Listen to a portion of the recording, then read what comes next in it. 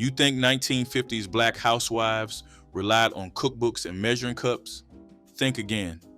These women cooked by instinct, memory, and generations of passed down wisdom, creating meals that fed families on tight budgets without ever writing down a single ingredient.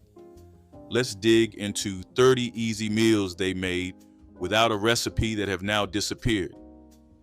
Flour gravy over rice stretched almost nothing into something warm and filling.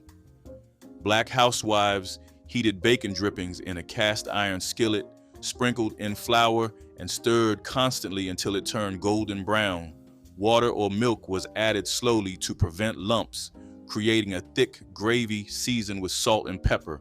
Poured over white rice, it became dinner for an entire family. The gravy carried the essence of whatever meat had been cooked before, absorbing flavors from pork chops or fried chicken.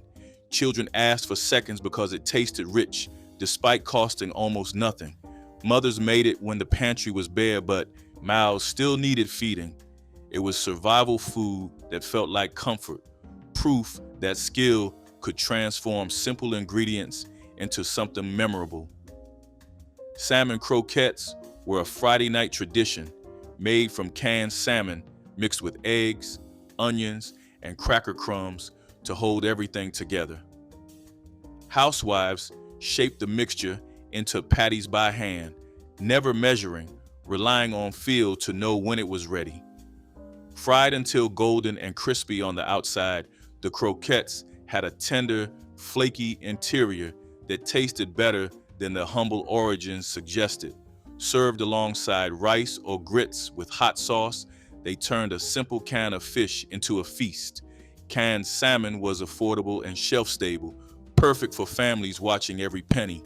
Children loved the crispy edges, often fighting over the last patty. Salmon croquettes represented thrift and ingenuity, turning pantry staples into something that felt special. Fried corn was summer captured in a skillet made from fresh ears cut straight off the cob when gardens overflowed. Black housewives sliced the kernels off, then scraped the cob to release the milky starch that made the dish creamy. The corn went into a hot skillet with bacon grease, sizzling while being stirred constantly. Salt, pepper, and sometimes sugar balanced the flavors, while natural starch thickened everything into a custard-like consistency. Served as a side, it often became the main event because nothing else could compete. Families gathered around bowls of fried corn, eating it with cornbread alongside fried chicken. The dish required no measurements because every cook knew by sight and smell when it was done. Fried corn connected families to their gardens and the satisfaction of eating what they grew. Neckbones and rice was built on patience and the wisdom of using what others overlooked. Black housewives knew that pork neck bones, sold cheaply as scraps, held rich flavor when cooked, low and slow. The bones were browned in a heavy pot, then covered with water and simmered for hours with onions, garlic, and bay leaves until the meat fell away. The broth turned thick and silky from collagen, becoming gravy that soaked into every grain of rice. Served in deep bowls, the dish provided protein and comfort without straining the budget. Children learned to pick meat carefully from around the small bones. Mothers made this when time allowed the pot to bubble all afternoon. Neck bones and rice taught families that value lived in places others ignored. Tomato sandwiches appeared when gardens produced more ripe tomatoes than families could eat before they spoiled. Black housewives sliced thick rounds of red tomatoes, still warm from the sun, and layered them between soft white bread spread with mayonnaise. Salt and pepper were sprinkled on top, and the sandwich was pressed so the juices soaked into the bread. It was simple enough for children to make, yet satisfying enough that adults craved it after long days. The tomatoes had to be perfectly ripe, bursting with sweetness and acidity, Store-bought tomatoes could never replicate what came fresh from backyard plots. Families ate them for lunch, dinner, and late-night snacks during the hottest months. The dish required no cooking, no recipe, and no skill beyond knowing when a tomato reached perfection. Smothered cabbage turned a humble head into something savory and satisfying. Black housewives sliced cabbage into thick ribbons, then cooked it slowly in a covered skillet with bacon grease, onions, and seasonings. The cabbage softened gradually, absorbing smoky richness while developing a sweet, caramelized flavor. Some cooks added vinegar for brightness or sugar to balance bitterness.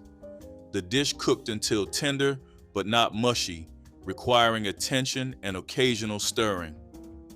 Served alongside cornbread and beans, smothered cabbage stretched a single vegetable into enough food for the family.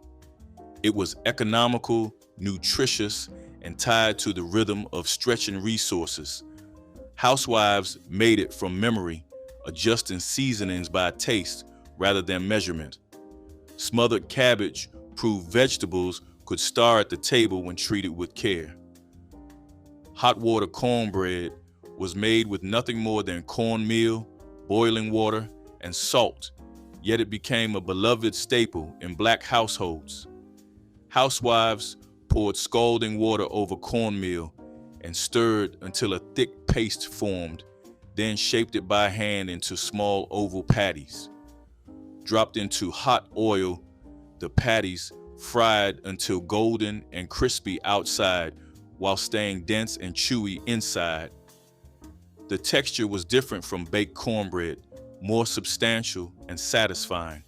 Served alongside beans, greens, or fried fish, hot water cornbread soaked up Potlikker and stretched meals further.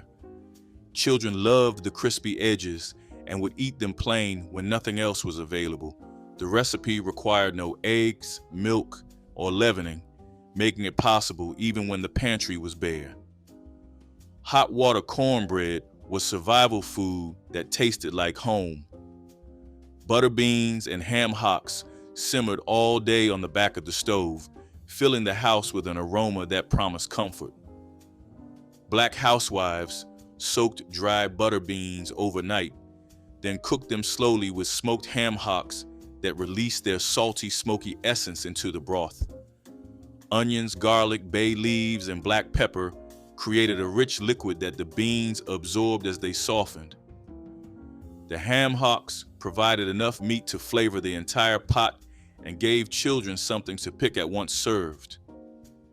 The beans turned creamy and tender, bursting with flavor when bitten.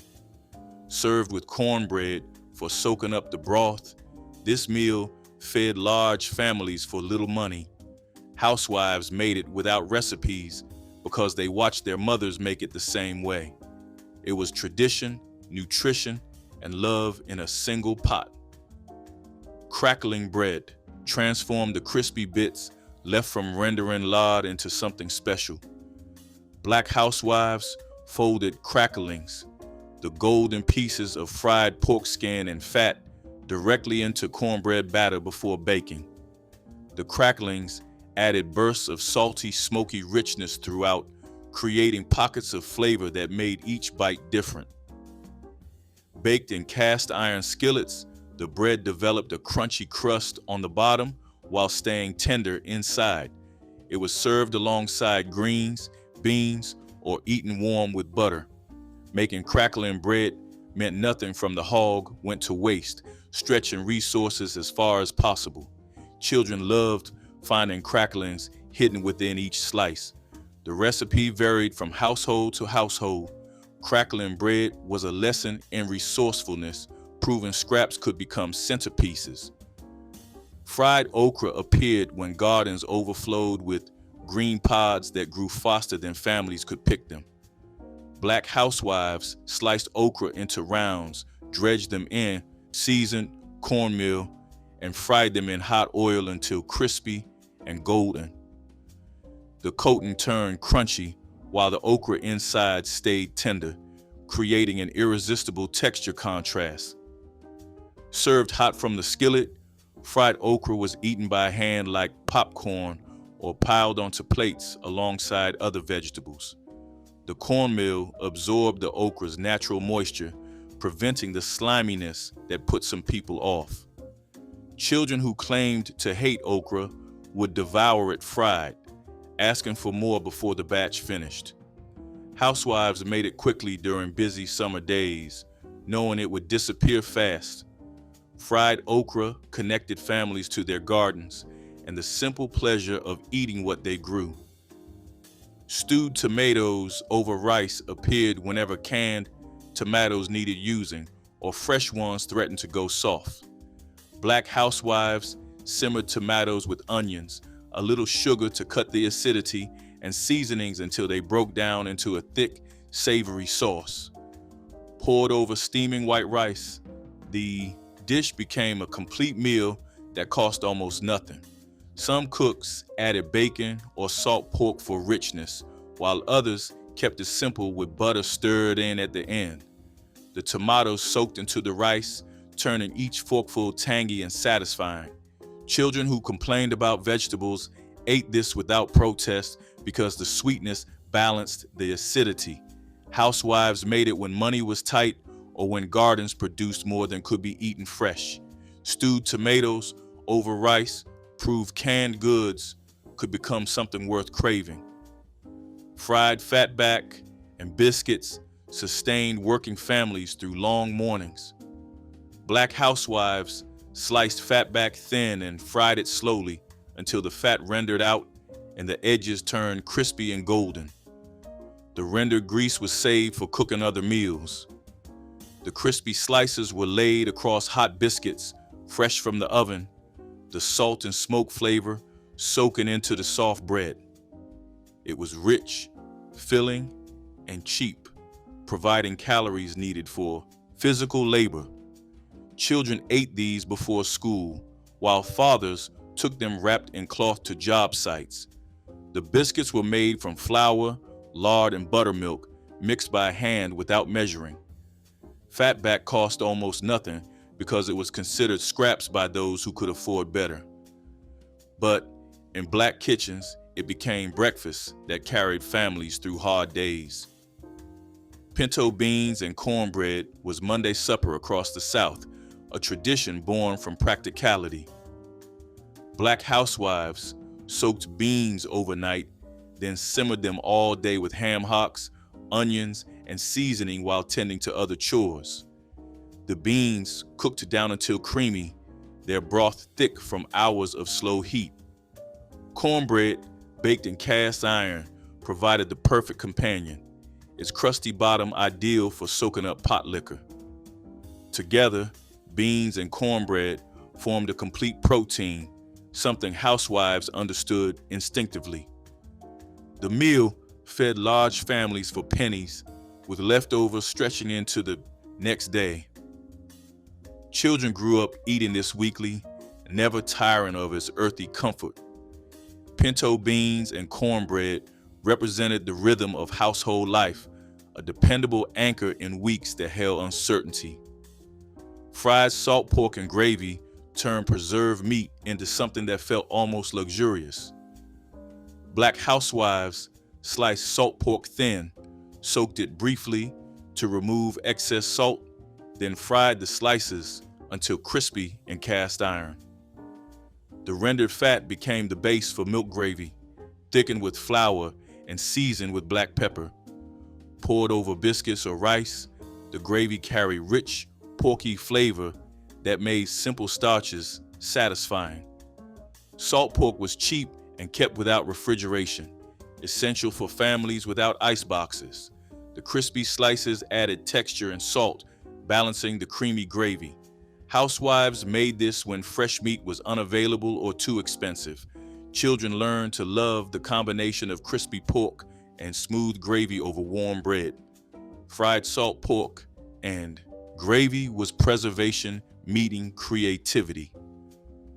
Blackberry cobbler appeared in summer when wild berries grew thick along fence rows and roadsides.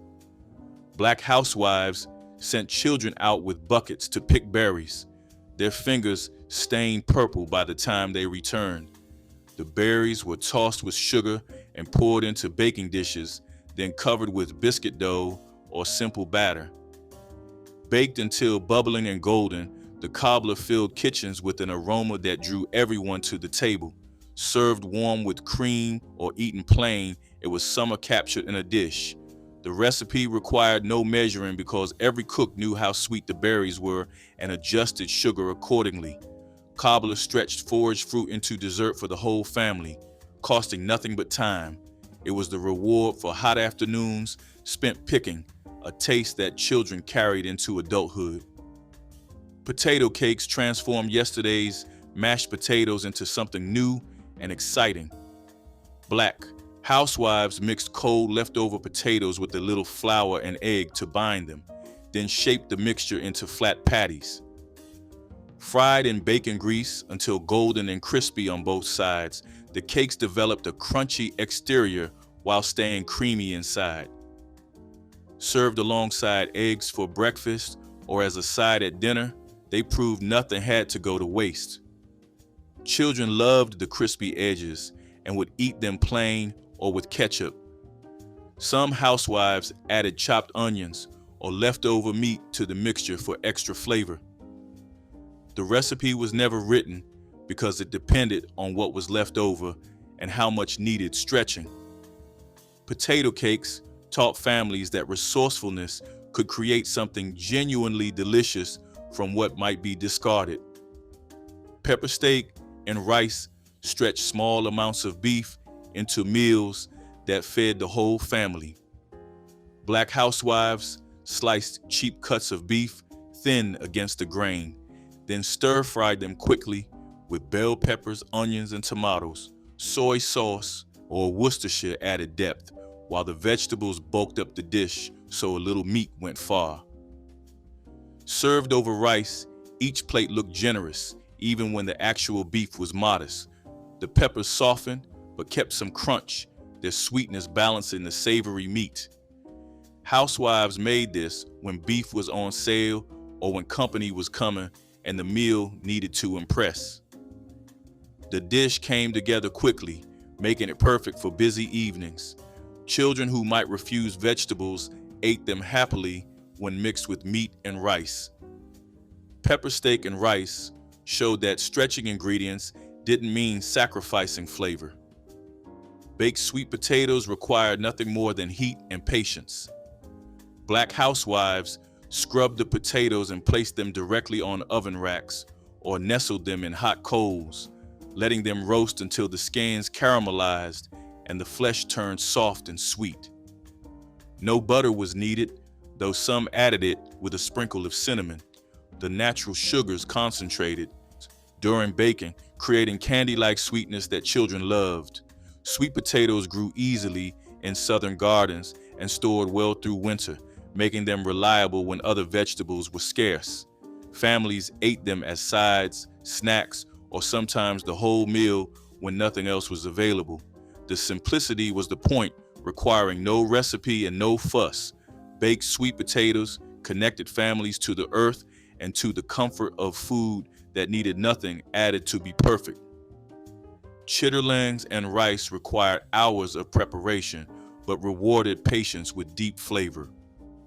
Black housewives cleaned pig intestines meticulously, boiling them repeatedly until tender and mild. The chitterlings were then simmered with onions, vinegar, and hot peppers until they absorbed the seasonings.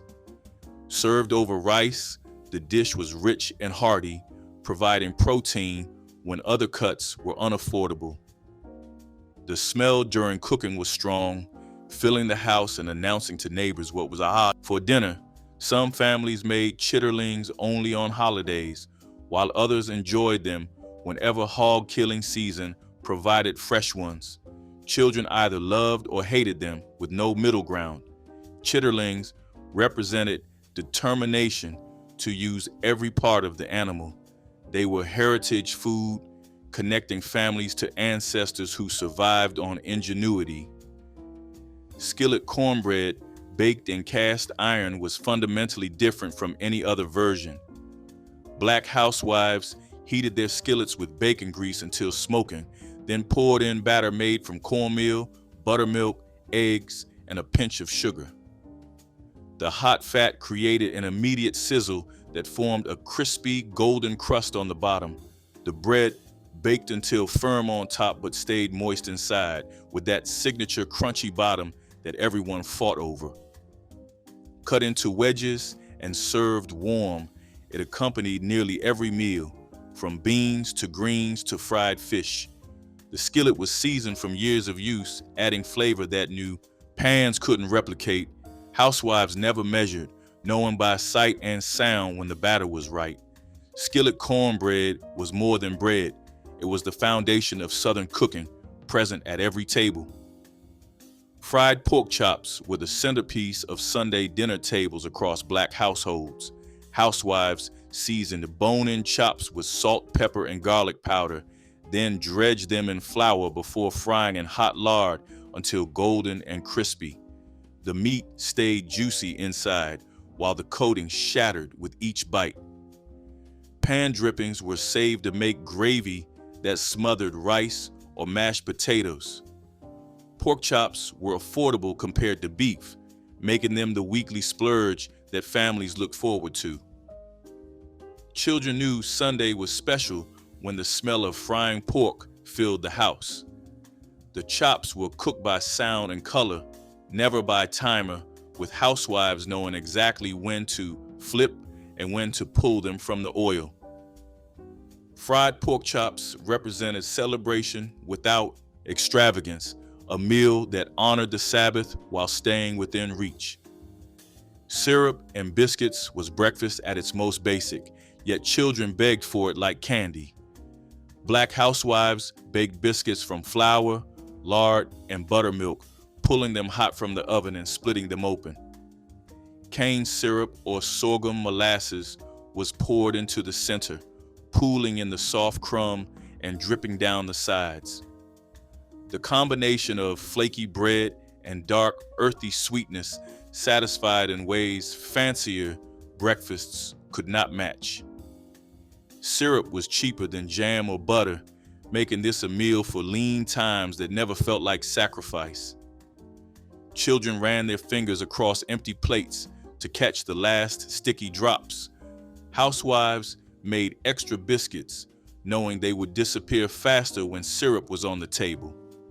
Syrup and biscuits connected families to rural roots, to cane fields and sorghum presses that produced the sweetness they poured. Smothered pork chops turned tough, cheap cuts into fork-tender meat swimming in rich gravy. Black housewives browned seasoned chops in cast iron, then removed them while onions softened in the drippings. Flour was stirred in to make a roux, followed by broth or water to create gravy. The chops returned to the skillet, were covered, and simmered low until the meat nearly fell from the bone. The gravy thickened as it cooked, absorbing all the flavor from the pork and onions. Served over rice, the dish stretched 2 or 3 chops to feed an entire family. Housewives made this when only tough cuts were affordable, knowing slow cooking would transform them. Children soaked their rice in gravy until every grain turned brown. Smothered pork chops proved that patience and skill could overcome any limitation in ingredients. Turnip greens and cornbread sustained families through winter when fresh vegetables were scarce. Black housewives simmered greens for hours with ham hocks or salt pork until they turned, so they are silky and absorbed the smoky meat flavor. The potlikker that remained was almost as valuable as the greens themselves, rich with vitamins and taste. Cornbread baked in cast iron provided the vehicle for soaking up every drop of that precious broth. The combination was simple but nutritionally complete, providing iron, vitamins, and energy. Housewives grew turnip greens in fall gardens, knowing they could survive frost and provide food into cold months. Children learned to love the slightly bitter greens balanced by sweet cornbread. Turnip greens and cornbread represented self-sufficiency, the ability to feed a family from what the land provided. Rice and gravy was what happened when there was no meat, but dinner still needed making. Black housewives made gravy from pan drippings, saved in coffee cans on the stove, adding flour and water or milk to stretch it into something substantial. Poured over white rice, the gravy provided flavor and fat that made the simple starch feel like a real meal.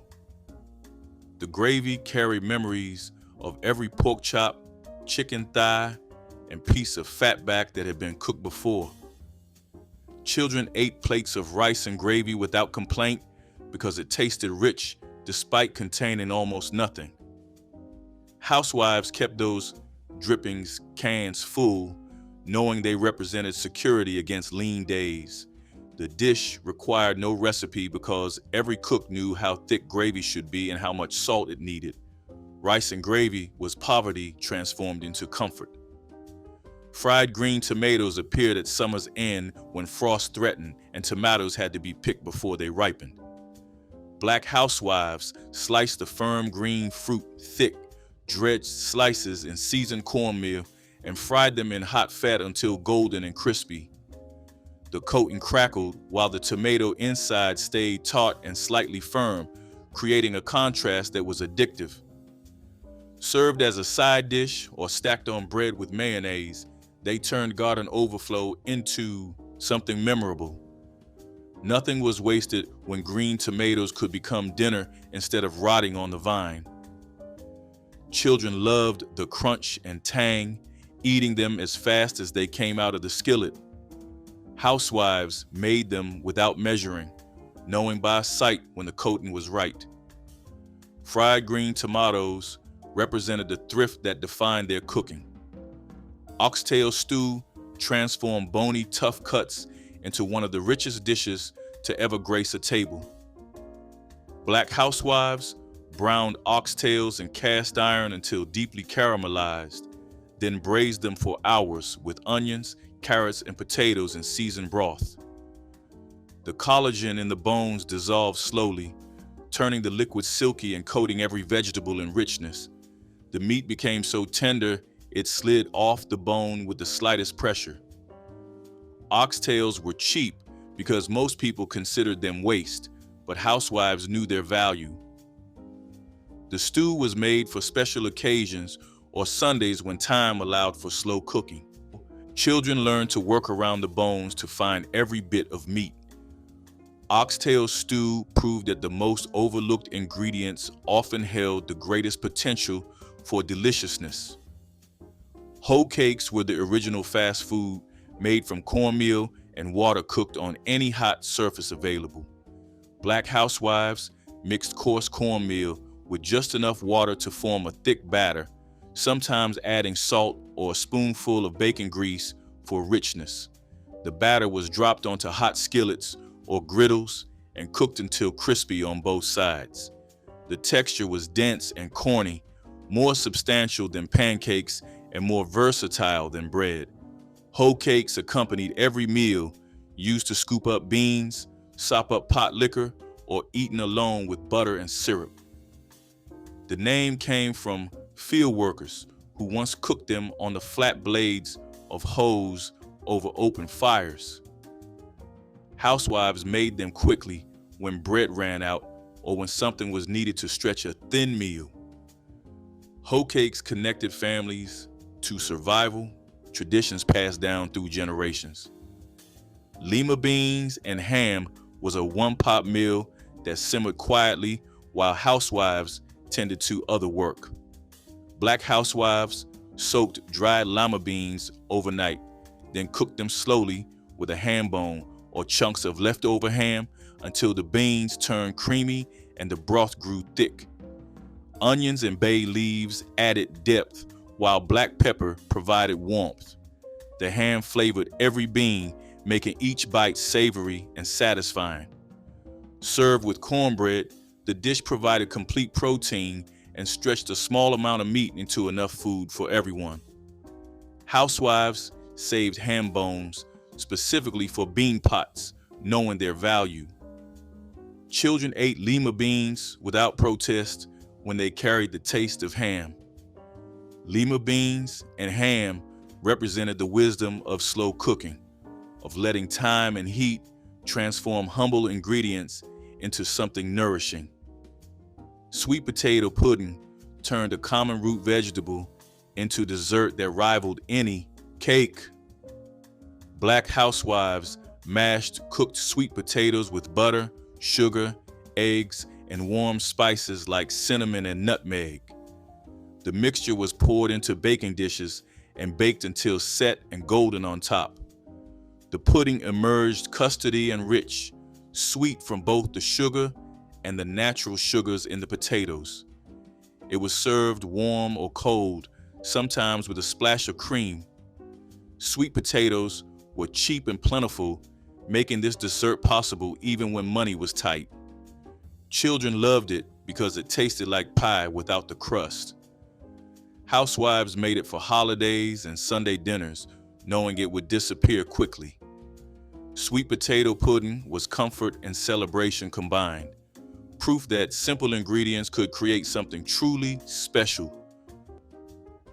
Cracklings collected after rendering pork were tiny pieces of concentrated flavor families treated like treasure.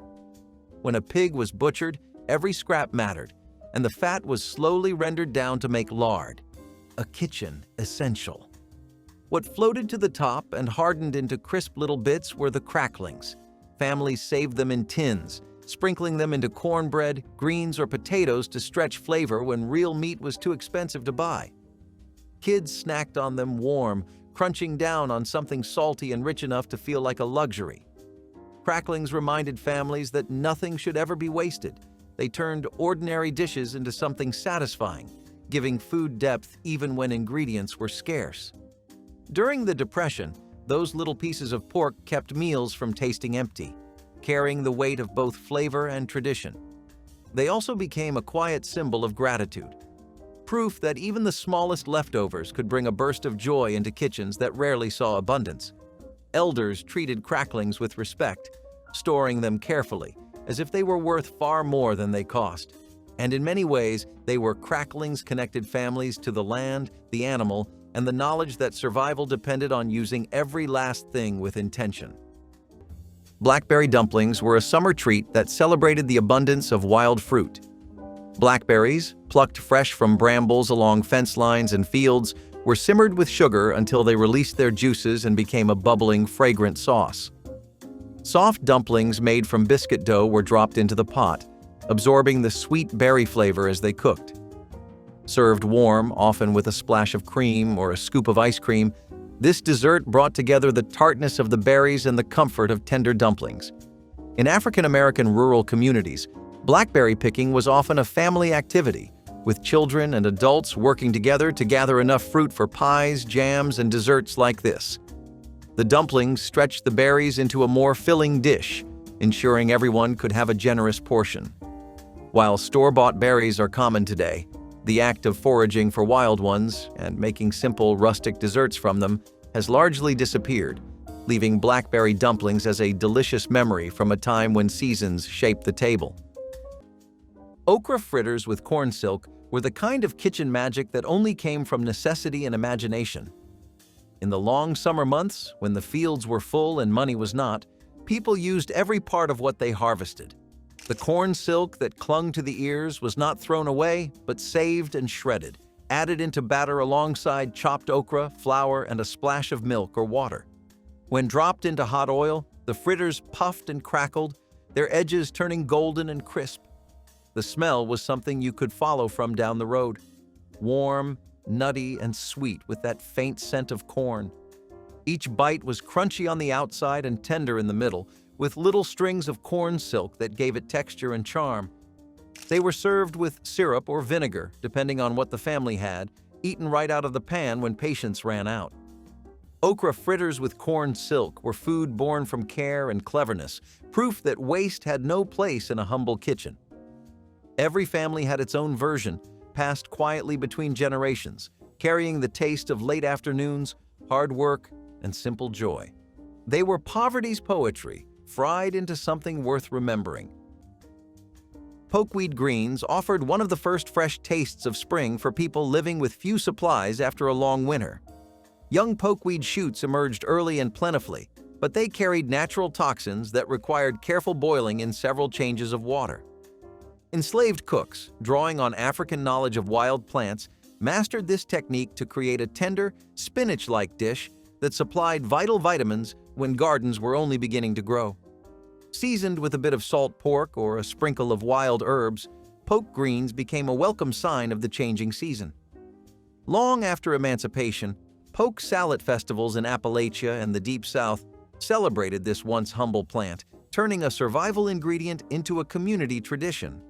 The careful preparation taught by generations of African American cooks is still followed today, preserving both safety and flavor.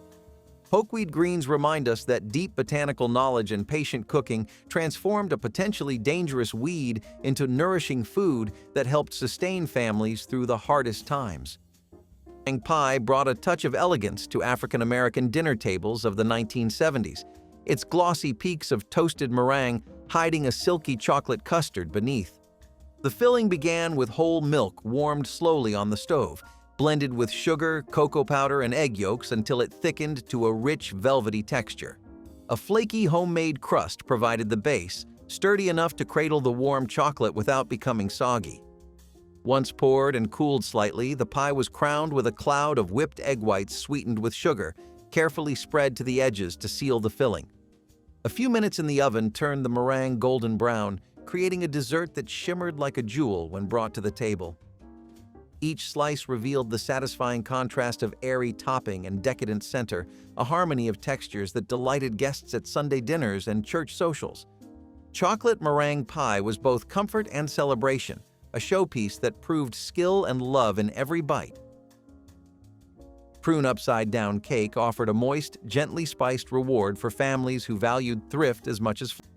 Dried apples strung on twine were a frugal treat that tasted like sunshine saved for winter. Families sliced apples thin, threaded them onto cotton string, and hung them in warm, dry places until they shriveled into chewy, sweet slices. These dried apples could be eaten plain, tossed into oatmeal, or rehydrated into cobblers and pies when sugar was hard to come by. The flavor was intense, tart, sweet, and comforting all at once. Kids loved sneaking pieces straight from the string, and elders relied on them as a dependable snack during the harshest months. Dried apples were a reminder that even the simplest fruits could be preserved with patience and care. They captured the memory of fall harvests, carrying hints of orchard air into kitchens where fresh fruit had long disappeared. Families took pride in how long their apple strings lasted, measuring the success of the harvest by how many loops hung from rafters. Each slice represented work, foresight, and gratitude. Dried apples were more than food. They were edible memories that brightened even the bleakest winter days. Sweet potato biscuits brought a touch of sweetness to the bread basket, making them a beloved addition to breakfasts and suppers alike. Mashed sweet potatoes were mixed into biscuit dough, giving the bread a soft texture, golden color, and natural sweetness that paired perfectly with both savory and sweet toppings. These biscuits could be enjoyed with fried chicken, drizzled with sorghum syrup, or simply spread with fresh butter. In African American kitchens, especially in the South, they were a way to use leftover baked sweet potatoes and add variety to everyday bread. The earthy sweetness of the potatoes balanced beautifully with the rich, buttery crumb of the biscuit, making them a favorite at church gatherings, Sunday dinners, and holiday meals. They baked up tender yet sturdy, with just enough sweetness to feel special without becoming dessert. Today, sweet potato biscuits are less common outside of certain regions, often replaced by standard white biscuits, but those who remember them speak of their warmth, flavor, and the way they brought people to the table with smiles. Fried fish heads utilized parts that others threw away, transforming waste into protein-rich meals through skillful preparation. When Black families caught or bought fish, nothing edible was discarded. Heads were cleaned, seasoned, and fried until crispy. The cheeks contained tender, sweet meat prized by those who knew to look for it. eyes and bits of flesh around the skull provided precious protein during times when every calorie mattered. These fish heads were dredged in cornmeal and fried in hot lard until the bones turned crispy enough to crunch and eat. Children learned to navigate around bones, finding hidden bits of meat while developing appreciation for resourcefulness. In coastal communities and near rivers, fish heads appeared regularly because commercial fisheries sold them cheaply or gave them away. Black cooks fried them alongside regular fish, treating them with the same care and seasoning. Wild plum chutney offered a burst of tart sweetness when sugar was scarce and fruit trees grew untended along plantation edges. Gatherers picked the small, deeply colored plums at peak ripeness and simmered them slowly with a little honey or molasses when available, along with wild herbs for spice. The result was a tangy preserve that enlivened cornbread, salted meats, or simple porridge, providing vitamins and variety in otherwise plain meals. This method of combining fruit with savory seasonings echoed West African chutneys and relishes, demonstrating a culinary bridge between continents. After freedom, African-American home cooks continued to prize wild plums for jellies and sauces, and many Southern families still make small-batch plum preserves each summer. The enduring appeal of wild plum chutney lies in its ability to turn overlooked fruit into a bright condiment that brightens any table. It stands as a flavorful link between survival cooking and the rich tapestry of modern Southern preserves that celebrate both heritage and the gifts of the wild landscape. Brought dramatic color and smooth tang to every celebration during the 1970s.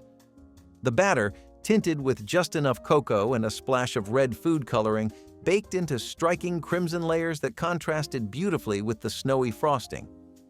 Cream cheese whipped with butter and powdered sugar provided a silky finish that balanced the cake's subtle chocolate flavor with gentle tang. Each slice looked like a piece of art on a plate, making it a favorite for church anniversaries, wedding receptions, and holiday feasts. The recipe's origins carried whispers of both Southern tradition and a growing national fascination with bold presentation. Serving red velvet cake was a statement of style and hospitality, a way to show guests that a little extra effort could create something unforgettable. Families treasured the excitement it brought to the dessert table, proving that a dash of color and a touch of cream cheese could transform a simple cake into an icon of joy and celebration. Coconut sheet cake was the chilled. Using ash to soften beans faster without soaking overnight sounds like a wild trick from another world, but for Native American cooks, it was just another part of making the impossible work. In times when waiting 12 hours for beans to soften was not an option, they found a genius shortcut that we have almost completely forgotten. By adding clean wood ash into the pot, the alkaline properties would work their way into the beans, breaking down the tough outer skins and speeding up the softening process. It was not just about saving time either. In many ways, it was about survival. A quicker meal could mean a safer night, a full stomach before a long journey, or simply a little more freedom in a hard world. Even today, chefs who understand this trick know that beans softened this way have a richer, earthier flavor you simply cannot get from a modern soak. It is a reminder that real food was about more than recipes. It was about trust in the land itself, and if you think cooking with ash is clever, wait until you see what they did with clay and fire to make meat so tender it would almost melt in your hands. Fried green tomatoes were a porch-side favorite, a snack for hot days and easy laughter. Slices of firm green tomatoes were dipped in cornmeal, fried golden in a skillet, and sprinkled with salt while still sizzling. The result was crisp on the outside, soft inside, and just tart enough to make your mouth water. You could eat them standing up, still hot from the pan, or stack them high beside a plate of beans and rice. They were the kind of treat you didn't plan. You just made them when the garden gave too many tomatoes. The pop of oil, the hum of conversation, and the smell of cornmeal frying turned an ordinary afternoon into something special. Kids waited by the stove, stealing pieces when the cook wasn't looking, their fingers burned but happy. Fried green tomatoes weren't just about taste, they were about time, patience, and community. Their taste was bold but humble, a reminder of summers that felt endless and simple pleasures that cost almost nothing. Fried green tomatoes were living proof that good things come to those who cook from the heart. Which forgotten meal would you bring back to your table? Drop it in the comments, hit like, and subscribe for more recipes your grandmother never wrote down.